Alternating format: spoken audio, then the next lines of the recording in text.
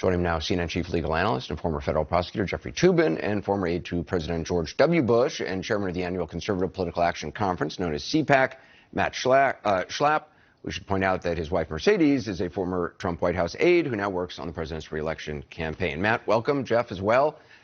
Jeff, the Obama administration argued that it was their right to, and I'm quoting, not disclose privileged or otherwise confidential law enforcement information in relation to a whistleblower complaint. Is this any different?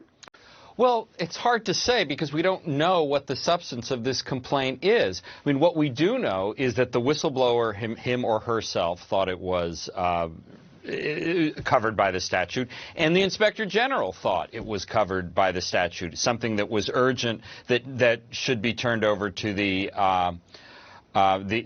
members of Congress. I can't evaluate whether that's legitimate or not, but those are two presumably very serious people who have made that conclusion, that this is something covered by the statute.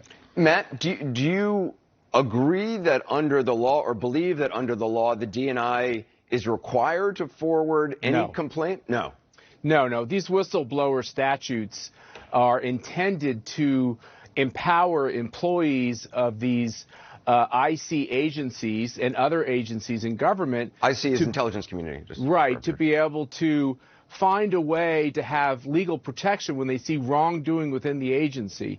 It would be a bastardization of Article 2 of the Constitution of whistleblower statutes were somehow expanded so that people and agencies could make political fights against the President of the United States, especially when in his role as Commander-in-Chief, Anderson.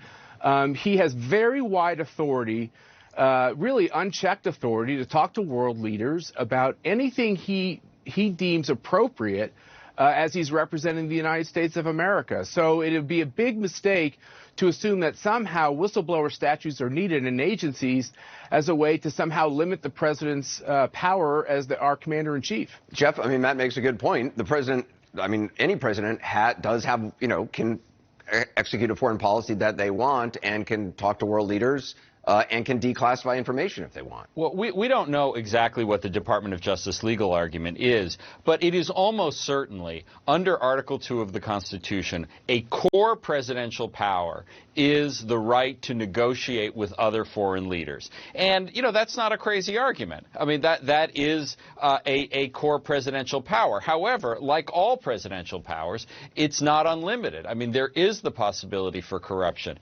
That's why it's, again, very hard to evaluate what the merits of this complaint are without knowing what it is. But it is true that the president has very wide authority and discretion when negotiating with foreign leaders. I don't think there's any doubt about that. Jeff, do you agree with Matt that it is not clear that a lot of people have been saying, Democrats have been saying, well, look, the statute is clear. It says shall. If the Inspector General says it's an urgent concern and applies to is about intelligence activity, it's got to go to Congress. Whether the DNI can make comments on it, but can't stop it. Jeff, do you think that's the law? Well, Matt's saying it's not. I do think it's the law that it has to be turned over to Congress. I think what the debate is whether this report, what the whistleblower is concerned about, whether that is an intelligence matter. I think that's the controversial area. I think the DNI is clearly wrong that he has the right not to turn it over. No, I think the key here is the President of the United States. These whistleblower statutes, once again, if they had a charge they wanted to level against the acting director of this particular agency or another intelligence agency, that is what the whistleblower statute is intended for. It is not intended to try to hobble the commander-in-chief from the staff level of one of these agencies. That is the clear distinction. If there was wrongdoing going on within one of these agencies, that is where Congress and the statute says Congress should get a heads up or get briefed. It is not so that we can have yet another political controversy about the President of the United States. And if this were able to go forward, any staffer in an agency could constantly hobble a Democratic president duly elected. That's not true. This is an unconstitutional argument. That's not true. I mean, the issue is not a political dispute. If this How were do you just know, a Jeffrey? You don't know.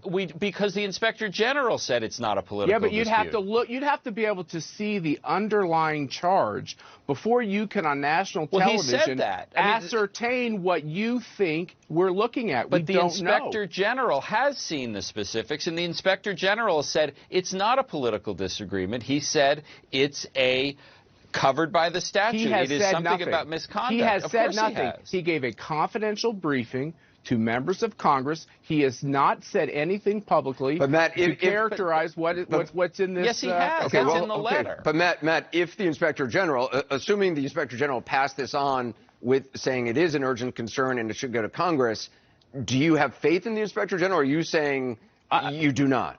No, I have no reason to doubt the Inspector General has goodwill and good intentions. All I'm simply saying is that the whistleblower statute that he cites was not passed in order to once again have another constitutional dispute, which we've gone through 2.5 years on already. I understand your argument. It's not a political argument. It's a constitutional argument. No, I understand your argument that somebody with a political gripe, if they want to use the whistleblower statute, it could cause mayhem. Yeah, no, against the president. Right. I understand that. I guess my only question is, if a person at whatever level in a intelligence community comes across something they believe is illegal, and that involves the president, what do they do if they can't do through the Inspector General? Well, obviously, I have no issue with them bringing it up to the Inspector General. If it's something illegal, I have no problem with them bringing it up to their to their superior. And I think if it's a criminal statute, remember, that goes to DOJ. And here's the fundamental question. Every time in the Trump administration we talk about something properly being remanded to the executive branch legal authority, which is the Department of Justice, people say, well, you can't do that because the Attorney General works for the President of the United States. Eric Holder worked for Barack Obama. This is the way our system is set up. It's not set up so that Adam Schiff can get briefed so that he can launch another attack on the president politically. And that is the silliness of what I hear the argument being. All right. Matt Schlapp, appreciate it. Jeffrey Toobin, to be continued. Thank you. Up next.